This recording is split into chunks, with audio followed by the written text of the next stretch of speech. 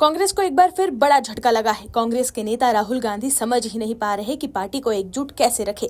राहुल गांधी मोदी सरकार को घेरने का एक भी मौका नहीं छोड़ते हैं। यहाँ तक कि बिना कोई तथ्य के काल्पनिक बातें कहकर आरोप लगाने लगते हैं। लेकिन अब कांग्रेस के नेता ही राहुल गांधी की चिंता बढ़ा रहे हैं। चुनाव में हार के बाद राहुल गांधी वोट चोरी का आरोप लगाते हैं, लेकिन कांग्रेस की हार क्यों होती है, इसको लेकर देश के लोग अब सब कुछ समझ गए हैं। दर्शकों, कांग्रेस के नेताओं को ही राहुल गांधी की लीडरशिप पर भरोसा नहीं है, तो देश के लोग राहुल गांधी का साथ कैसे देंगे। ऐसे में राहुल गांधी को वोट चोरी का आरोप लगाने या फिर मोदी सरकार पर काल्पनिक आरोप लगाने से पहले पार्टी को एकजुट करने पर ध्यान देना चाहिए। क्या है खबर, बताते हैं आपको इस रिपोर्ट में।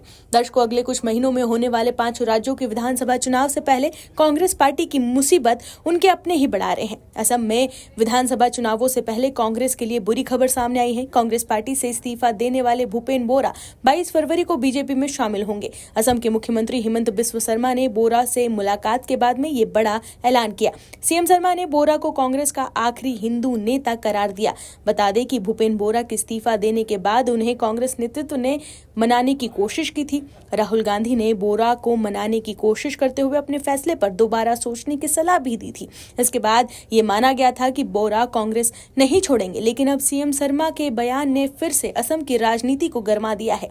भूपेन बोरा असम कांग्रेस में कद्दावर नेता है।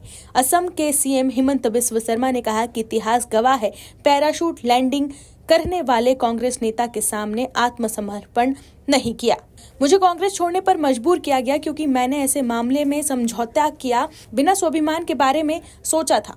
सीएम शर्मा ने कहा कि भूपेन बोरा 22 फरवरी को बीजेपी में शामिल होंगे और उनके साथ गुवाहाटी और नॉर्थ लखीमपुर में कई कांग्रेस नेता बीजेपी में शामिल होंगे। गौरतलब हो कि सोमवार को भूपेन बोरा ने कांग्रेस के राष्ट्रीय अध्यक्ष मल्लिकार्जुन खड़गे को लिखी चिट्ठी में कहा था कि उन्हें उनके तरीके से काम नहीं करने दिया जा रहा।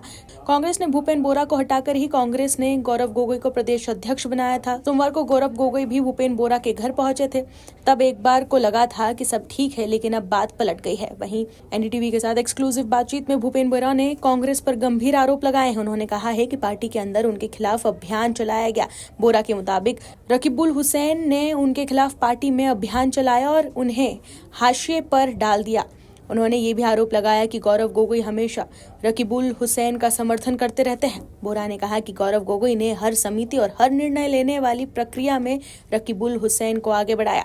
भूपेन बोरा ने कहा कि मुझे गौरव गोगोई के नेतृत्व से कोई समस्या नहीं थी, लेकिन अब असम कांग्रेस में वो सिर्फ चेहरा भर रह गए हैं, जबकि पार्टी को रकीबुल हुसैन चला रहे हैं। वहीं पंचायत चुनाव में खराब प्रदर्शन को लेकर भी बोरा ने गंभीर सवाल उठाए।